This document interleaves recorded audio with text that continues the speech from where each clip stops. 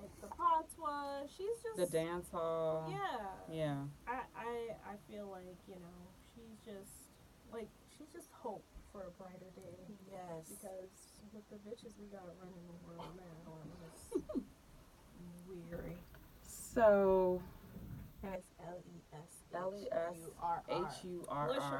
Leshurr. Her Instagram is I'm Lady Leshurr. Leshurr. Like, ain't no way I could get leisure out of that. So, as I was thinking about all these really, again, game changers, not particular, we could talk about people that are dope MCs or became actresses, what have you, but these women we talked about today have been game changers. It started in, you talked about this, that movie. You had me watching it this morning. This old school movie with like Diane Carroll. Oh my God, the sister movie. Sister. What movie? Sister. It's like from early 80s. It's incredible. It's called Sister. Diane Carroll, Irene Cara, and Rosalind Cash, I think. Yep. What is it about? I literally watched like the first 30 minutes as I was getting ready this morning. But it's that is not the time to be I'm watching. Gonna finish it. But I was just curious. I'm like, cause I'm a huge Diane Carroll fan. I have to watch Claudine every year or Christmas. But I started thinking like, we talk about all these women and I was like, sisterhood used to be like very prevalent, I feel like, in our culture. And as I'm thinking about all this, I'm like, I don't really see that. I don't feel that. I haven't heard it talked about. I haven't seen it promoted. So it begs the question, is it something that even still exists? Do you guys think sisterhood is a thing? Or is it just like not a thing anymore? I'd say sisterhood is a thing. And it's a thing that comes with a lot of colors. It comes in like a wide array. There's that twisted sisterhood where it's like, fucking hate you, and I only see you at Christmas, if not ever, but should you need anything, I'll be there. Or, like, you have sisters that are best friends, and then you have friends that aren't, related to you, but they're there for you, they support you, and what you do, they don't, like, you'll never hear anything come back around about you from them. Right. Through someone else. I definitely can say, like, I have one younger sister and we're very close. She's like, my polar opposite, but then we just have that commonality that, like, we're always vibing. But then I have amazing friends that I've had from anywhere from like 4 to almost a decade, that have just been down. Like, I have friends that'll randomly text me and just be like, girl, I'm drunk right now, but I just want to tell you that I love you and I appreciate your friendship. I love those type of texts. Yeah, like, I do think it exists. In the industry, not so much. It's more of a sorority. But yeah, that's right. It's more of a sorority for sure. Like, there's cliques. I don't know, culturally, to your point, there's two people that come to mind. We don't look alike. Two of us kind of look alike. The three of us are really bonded, and I would consider them my sisters. And then there's other, not all your friends know each other. Of course, I have siblings. I have a cousin who's like one of my best friends, and I would consider a sister. But I do feel like as we were coming up in the struggle, it was even brotherhood. It was like there was this. If you saw another black person on the street, it was like, "Hey, sister, how you doing? Hey, brother." And I feel like that's missing. We've jumped into a different vibe where, on one hand it's good because there's color barriers broken, but on the other hand we've gotten so far away. Because when I look at other ethnicities of color, particularly in the Latinx community and Indians and Arabs even, in the Jewish community, there's still that kindred, that sisterhood and brotherhood. And I feel like we jumped into the mainstream, and I really don't feel like it's represented in our culture anymore. Well, I feel like after segregation, when things were segregated, we as a people had our own shops, we had our own schools, we had our own everything, and so the community was very tightly knit. And now, because we've gone more mainstream in a sense as a people, there's not that same need, I would say. I don't think people think there is a need. Yeah. Right. I'll say it like that. I'm not saying that there isn't, but I don't think it's something that is a necessity anymore. I agree. Even though I think it is. Yeah, for I do our too. Culture, in order for us to, that's really how evolve. everyone else is thriving. Okay. And it's not that they're not connected, to your point. It's not like they're not connected to the mainstream, but there's still that space for their own, community, sisterhood, brotherhood, whatever you want to call it. And we've lost that. And I just think it's like I'm mourning the loss of it, I think it goes back to what Junie said. Like, initially, we needed each other. And we were, I still believe we'd be stronger as a unified front. But in those particular times when we were just being violated and, just completely disenfranchised from, like, the beginning of time, pretty much, we needed each other and we depended on that sense of community. But now that we've gotten our, air quotes for those that can't see, freedom and rights, we've been afforded somewhat a chance to explore what it is we really want and what we'd like for ourselves. Unfortunately, for some people, those things are very reminiscent of slavery and slavery's impact. There are those that want to be as close to what they consider upscale, which is white, as possible, and then there are those that just can't help but be stuck in that infinite loop of fuck shit that comes with being traditionally black. It's a lot. Well, I think to go back to something Junie said, and also to bring it back to Sister Souljah, we may have had a lack of resources, but when we were segregated, and you had to go to a school that was poor or lacking in resources, you still went to a school, for the most part, where the teachers actually cared about your welfare, how you represented yourself as a black person. And it really comes down to what Sister Souljah said, and you guys can check out her bio. I have a couple of videos on hip hop scriptures, but how you define power, and her kind of ringing the alarm and saying we don't have any power until you can deliver resources for your people, as opposed to she called out a lot of different black mayors at the time. She's like, they're doing the bidding of the white folks that are like in power and control the power structure. So from an African American experience, it was like we were shut out of everything. And from the context of how do we continue to have that upward mobility, and thinking that integration was the way. And in a lot of ways it was, and in a lot of ways it's hurt us, because a lot of our kids are hurting and not being taught by people who want to, that were kind of like, okay, well, you got to go teach in inner city to earn your stripes before you can move out to the suburbs type thing. And so they're not, and we see that in the statistics when it comes to the rate that our kids are expelled, suspended, put in special education. So just something for our listeners to think about, where we made those trade-offs, what have we lost? And to bring it back to these powerful, game-changing women, it makes me think about if you kind of bind together, if you're a game changer, like what you could really accomplish. Right. Yeah, and I think now we're seeing that people are more individualized, and that's where we think our power will come from, right? That's not an African way of thinking at all. If we stand out as an individual and we step away from our people, maybe then we can shine. And then later on, hopefully, the idea is that you reach back and bring your people out. Hopefully. Yeah, but then it's like at the same time, like I said, we've been going through this thing where we've essentially been told who to be all our lives. And even now, as, again, air quotes, free people, we're still dealing with following trends and, not exploring that individuality that we talked about earlier.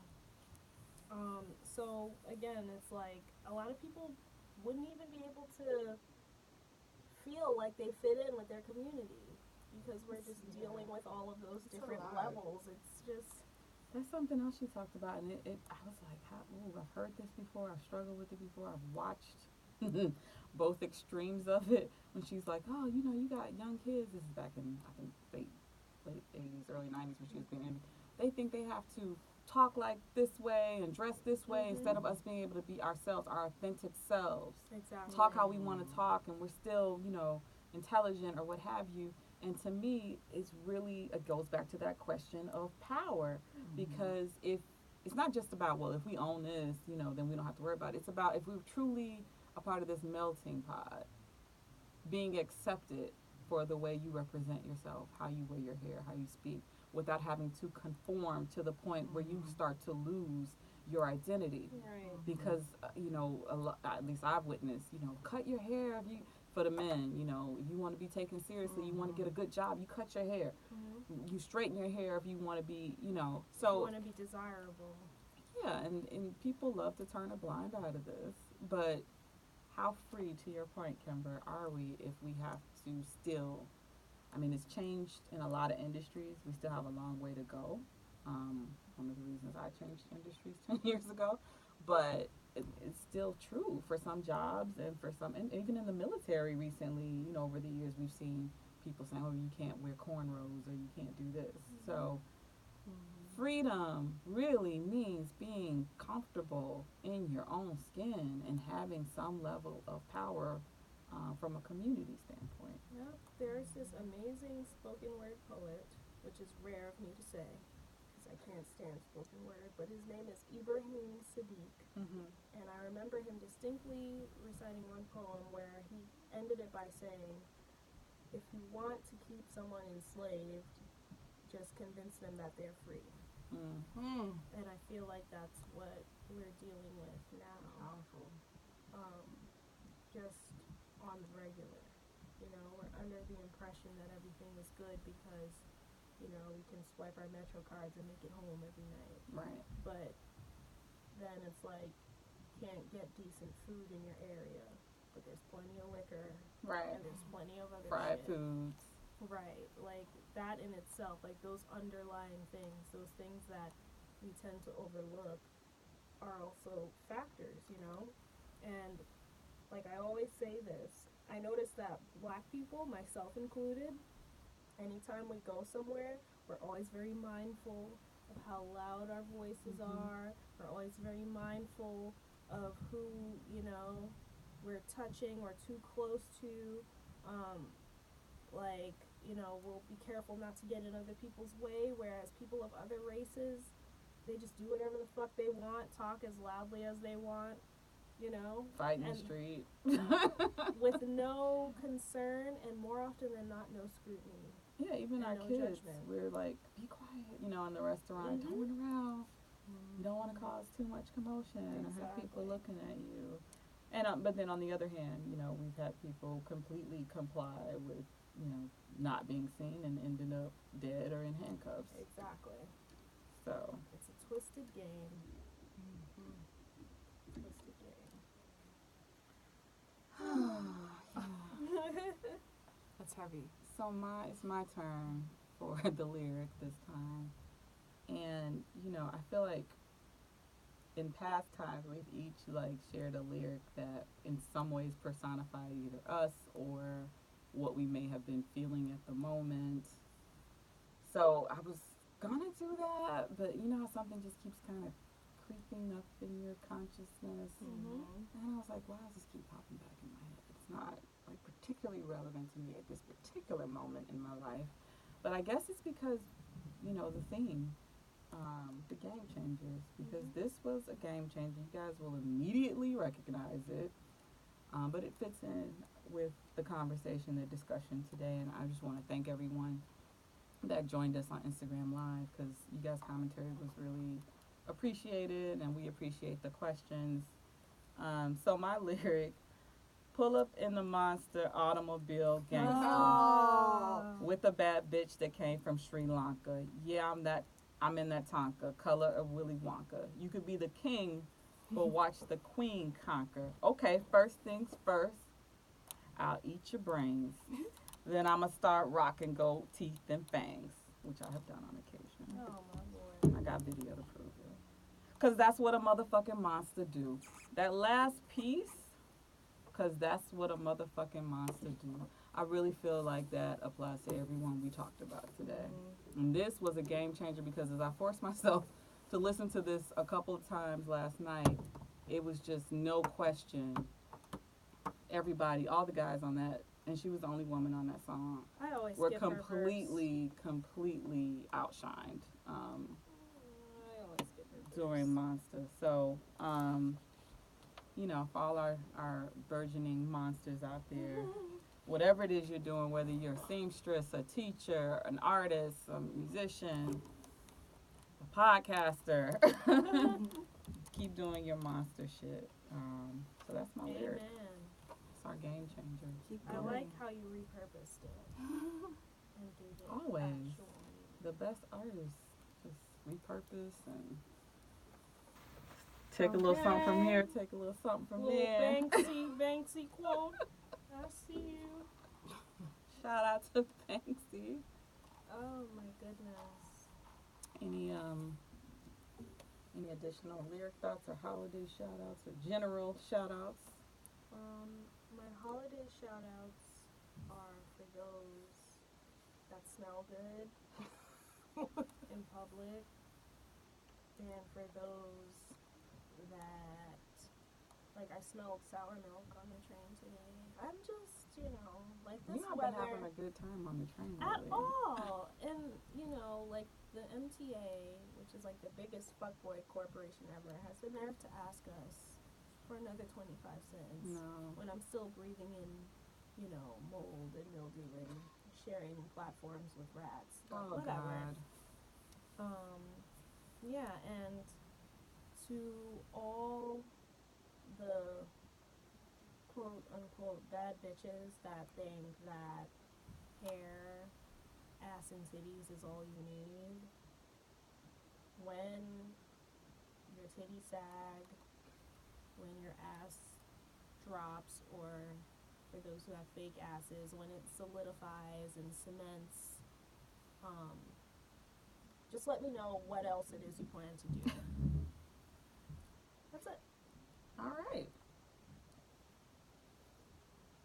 Oh, okay.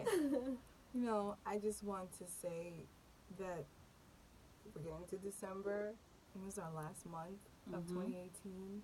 Gross month. Make it count.